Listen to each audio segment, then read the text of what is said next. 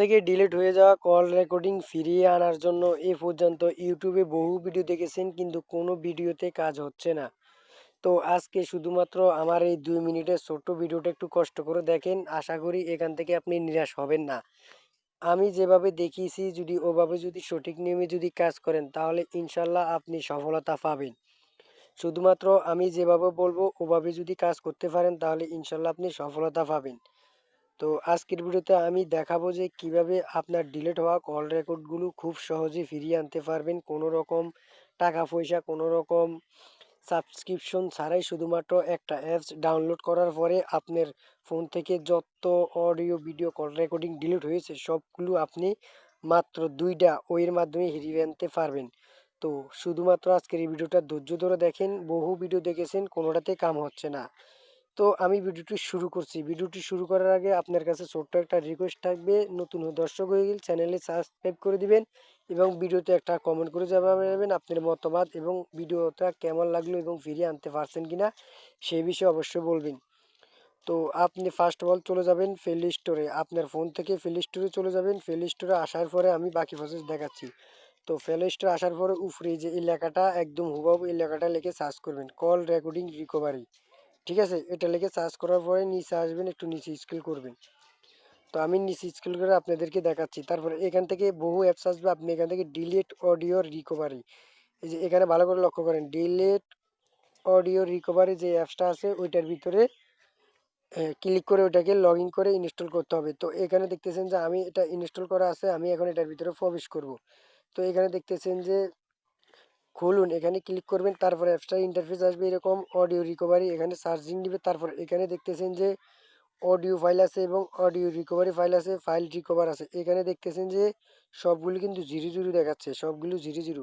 তো আপনি এখান থেকে কি করতে হবে, এই যে উপরে থ্রি ডট আইকন আছে না, এখানে যদি একটা ক্লিক করে দেন, এখানে ক্লিক করে দেওয়ার পরে এখানে সেটিং অপশন আছে, আসার পরে এখান থেকে রেজিস্টার ফ্যাট, এখানে এটা আছে কিনা দেখে নেবেন। এটা না থাকলে এটার ভিতরে ক্লিক করে ফোন অথবা রেজিস্টারে দিয়ে দিবেন, যদি ফোন থাকে রেজিস্টারে দিয়ে দিবেন। তারপর ব্যাগে চলে আসবেন, আসার পরে এখান থেকে আপনি এখান থেকে নিচে স্টার স্ক্যানিং এখানে একটা ক্লিক করে দিবেন। তো জাস্ট আমি এখানে ক্লিক করে দিচ্ছি বন্ধুরা। এখানে ক্লিক করে দেওয়ার পরে যদি কোনো রকম অ্যালাউস হয় তাহলে অ্যালাউ দিবেন। এসে নিচ উপরে একটু লক্ষ্য করেন, এখানে দেখতেছেন যে ফোন থেকে যেগুলো ডিলিট হয়েছে অডিও ভিডিও কল রেকর্ডিং সবগুলো এখানে শো করছে, একটু লক্ষ্য করেন। তো লক্ষ্য করার পরে এখানে দেখতেছেন যে অডিও রিকভারি ফাইল এসেছে 42টা এবং আদার যত ফাইল আছে এখানে সব মিলে আসছে 111টা।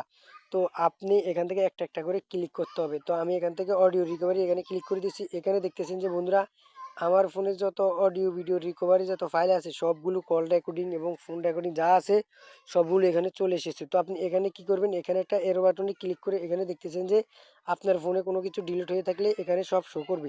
তো এখান থেকে এই বক্স আছে না, এই যে টিক চিহ্ন যে বক্স আছে এখানে একটা ক্লিক করবেন। এখানে ক্লিক করে দেওয়ার পরে নিচে রিস্টোর অপশন আছে, এখানে ক্লিক করে দিলে আপনার ফোন মেমোরিতে এই কল রেকর্ডিংটা চলে যাবে।